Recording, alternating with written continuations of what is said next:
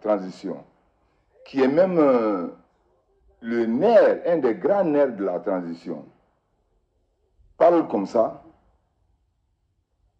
mais que veux-tu que le peuple ressente face à des déclarations comme ça d'un si grand responsable? Mais est-ce qu'il a dit en substance que si nous n'avons pas aux élections, je crois qu'il a dit si nous ne travaillons pas, à faire en sorte que, en tout cas, le peuple puisse aspirer au bonheur tant souhaité et tant convoité.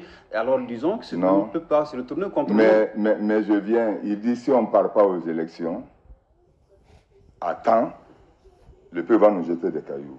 Mais ce qu'il ne faut pas oublier, le Mali fait désormais partie d'un ensemble.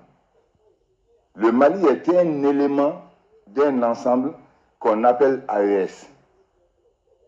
Toutes les actions qui se passent au niveau du Mali doivent être dans une coordination avec les autres États de l'AES.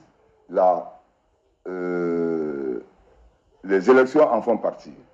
Mais mieux que ça, c'est responsable. Mais lorsque le vrai problème de courant s'est posé,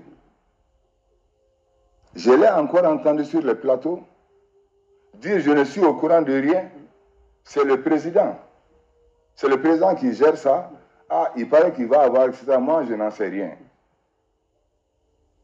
Mais la première personne en charge de ça, qu'est-ce qu'elle dit?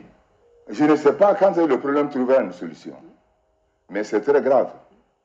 Je trouve que, pour moi, c'est une trahison du chef de l'État. C'est une trahison d'Assimi. Assimi n'est pas un expert. Une trahison du chef de l'État ou une trahison envers le chef de l'État? Une trahison à l'endroit du chef de l'État. D'accord. Parce que je ne peux pas comprendre que dans un gouvernement, un problème posé, comme si vous n'avez pas besoin de chercher collectivement la solution, vous dites que c'est le chef de l'État.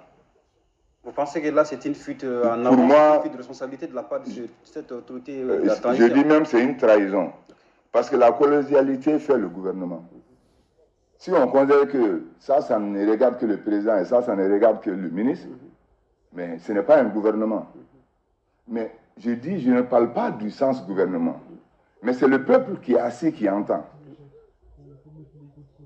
Parce que celui qui a dit ça est quelqu'un qui est bien écouté par le peuple, qui est aimé, qui a fait de très bonnes choses. Mais vous découragez le peuple. Si le peuple perd espoir, qu'est-ce qu'il fait? Il se met à parler. Parce qu'il n'a pas d'espoir. Qu'est-ce qu'il lui reste à faire? C'est la parole. Et quand il parle, on les arrête. Mais au nom de quoi? Ça va très loin parce que nous sommes dans un pays où il faut que nous fassions beaucoup attention, que le peuple continue à avoir confiance en sa justice.